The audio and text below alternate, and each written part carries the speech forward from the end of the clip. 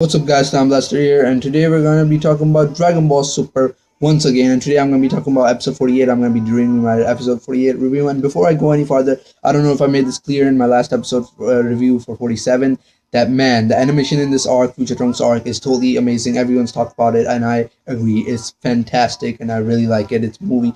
It kind of adds like more suspense to the arc. It's not really that important, but I really like it. I mean, they used to mess up. They didn't really mess up in the Terminus arc, but it's just good to see that they're containing the good animation.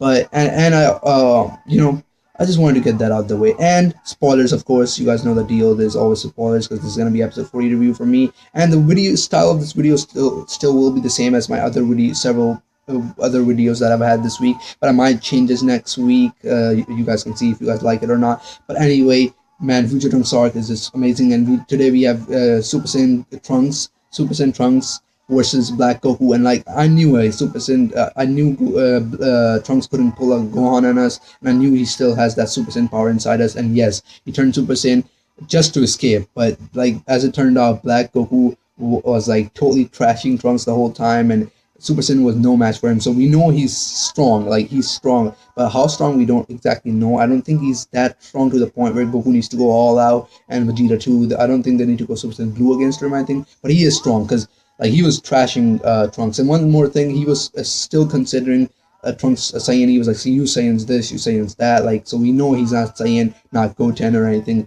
He's something else, and I'm interested. Like, why is he really after the Saiyans? He's like, "You're the last Saiyan." And he really wants to kill the Saiyan. I'm really interested about that. But Trunks barely escapes the whole time. He's trying to escape, even with the Super Saiyan. He's nothing in front of him. Barely escapes with the time machine.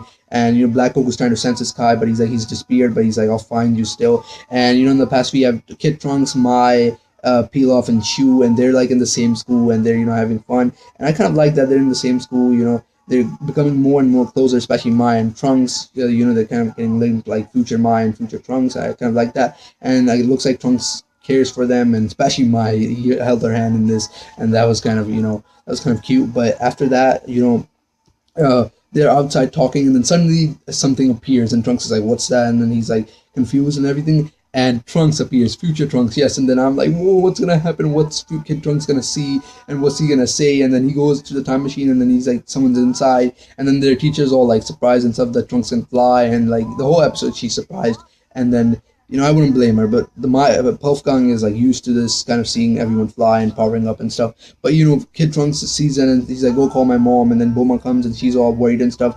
She doesn't even care about what Kid Trunks says. Kid Trunks is like, "Who's this guy? Do you know him?" And then she doesn't really care. She just takes future Trunks in at the bed, and then she goes to call Wiz to get Vegeta in contact, and Goku's also there. And Wiz is like always. He's like, do you call for more food? And then she's like, "No, we need Vegeta and Goku." And then she tells Vegeta and Goku about future Trunks. They're not really that surprised. I thought they'd be really surprised as they were when they saw Frieza return, but they weren't really that surprised. But they still were surprised. And at home we have Kid Trunks. Amazing. He's like, he thinks it's his brother or anything, but it's kind of stupid. Like, can't you figure it out? Everyone's already saying he looks like you. He has blue hair, and even by the end of the episode, he's kind of getting a hint. But they're saying Bulma is even calling him Trunks. So can he figure it out that he has the same name, he looks like you, he has to be you? So next episode he's probably gonna figure out. If he doesn't, that's gonna be really stupid. But Goku and Vegeta arrive to Earth, and they get Senzu Bean. Goku gets the Senzu Bean from Korin. We see Korin and Yajirobe again. That's kind of cool. Not really important, but Vegeta is there. Everyone's worrying, and then they give Trunks a Senzu Bean. But this is really when it gets excited. Trunks wakes up and punches Goku. Yes, he punches Goku, and everyone is freaking surprised. Like Pierce and Wiz, the Pulf gang, even Kid Trunks, who's really surprised at this whole event. And even Vegeta, Bulma, everyone's surprised because it looks like